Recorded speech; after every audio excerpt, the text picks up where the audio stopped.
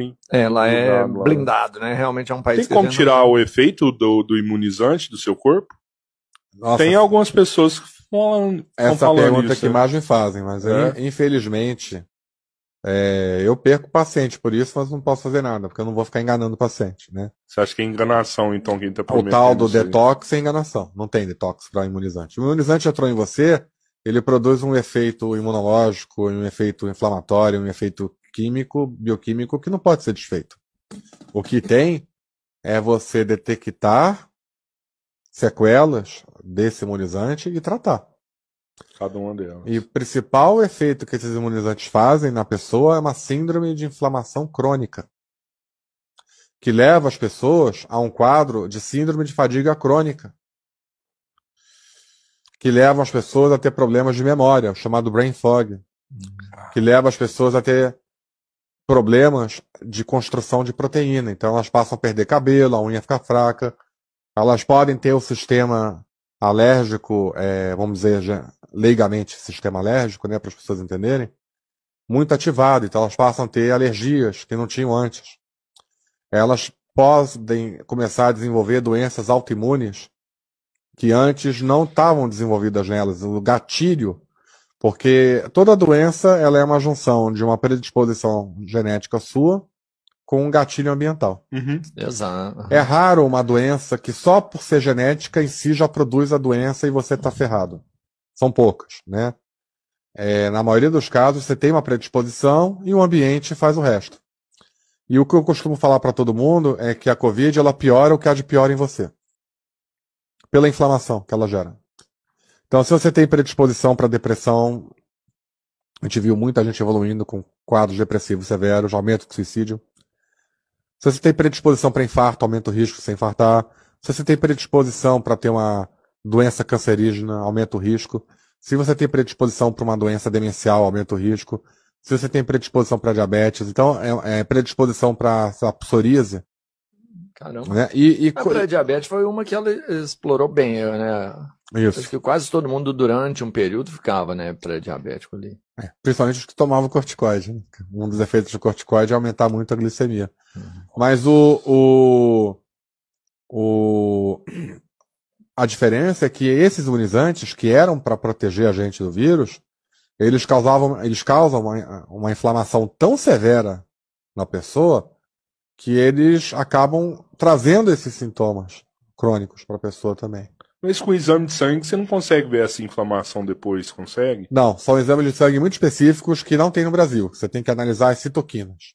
Ah, não tem. Não é um simples, vou ver o PCR ali, nada disso. Em nível celular. Analisar citoquina. Tem um exame americano que mede a proteína spike dentro do macrófago humano, só que esse exame não tem aqui no Brasil. Mas se eu fizer, eu consigo identificar essa inflamação. Consegue. Aqui em São Paulo, até pouco tempo atrás, tinha um laboratório aqui americano que importava esse kit e eu fazia nos pacientes que conseguiam arcar com custo. Batata, tá ali. É muito caro o custo desses exames? Era R$ 1.700 na época o exame. Só que agora eles não estão mais fazendo. Mas também qual que é o benefício de você ver? É só pra você saber que você tá inflamado, assim, né? Tem alguns benefícios. Primeiro que o paciente vê. É muito difícil para um paciente aceitar. Tem que me cuidar.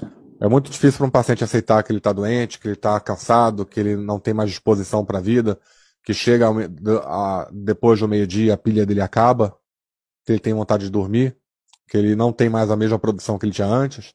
Ele faz uma série de exames habituais e está tudo normal. E ali ele vê, caramba, eu não estou normal.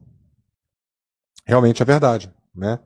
E aquilo dá um fôlego para o paciente se submeter a algum tipo de tratamento, que é sempre multidisciplinar, no sentido de não é só suplementação, medicação, exercício, rotina de sono, higiene do sono, né?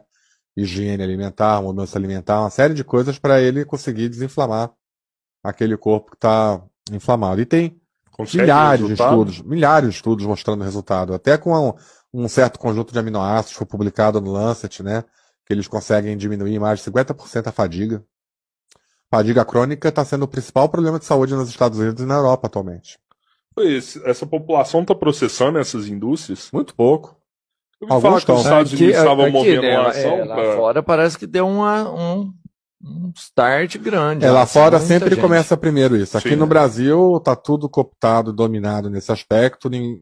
Vai ser difícil. Aqui não teve problema, né, com isso. Você não pode nem falar, né? Aqui não teve. Você não pode nem falar que tá tendo esse problema. Então, o SUS não trata Covid crônica. E eu falo Covid crônica por uma questão de filtro de linguagem. O nome correto seria, até o Dr. Guilherme Peck, que cunhou esse termo, síndrome do pós-spike, que é a proteína usada para fazer os imunizantes e a proteína principal do vírus, que a gente tem como principal toxina, né? E a gente viu que, ao contrário do que a ciência fala, o imunizante ele pode gerar e agrava um pós-Covid.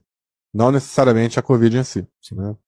E aí, a Omicron ela é especialista nisso, né? Ela não ataca o pulmão, mas ela deixa a pessoa arrasada no fim do tratamento. E em muitos casos ela evolui com pós-Covid. E aí a gente tem uma população há 2, 3 anos que não sabe o que tem, que não consegue mais raciocinar direito, que o cabelo está despencando, que está fraca, que mal acorda e já está cansada, que não tem um sono bom, que os exames estão normais, e que os médicos estão dando remédios para depressão. Isso é nervoso, isso é fibromialgia, isso é depressão. Estão entupindo esses pacientes com remédios psiquiátricos, e não é nada disso. A pessoa está com fadiga crônica, está com pós-Covid.